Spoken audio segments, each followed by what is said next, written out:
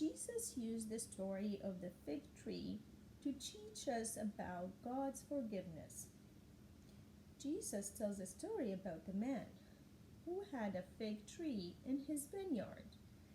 He went to the vineyard expecting to find some figs on his tree, but there were none. He said to the man who took care of the vineyard, "For 3 years I've been coming expecting to find figs on the tree, and I haven't found any. Cut it down. It's just taking up space."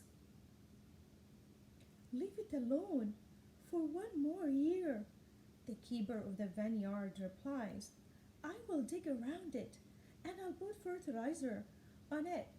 If it has fruit next year, fine. If not, then cut it down."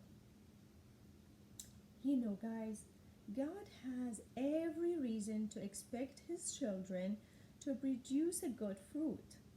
You know what kind of fruit? Things like love, joy, peace, patience, goodness, and kindness.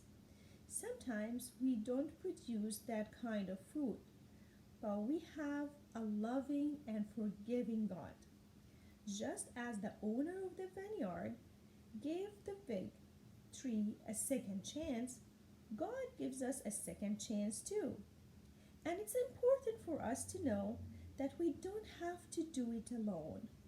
The keeper of the vineyard, Jesus, helped the tree by working the soil and adding fertilizer.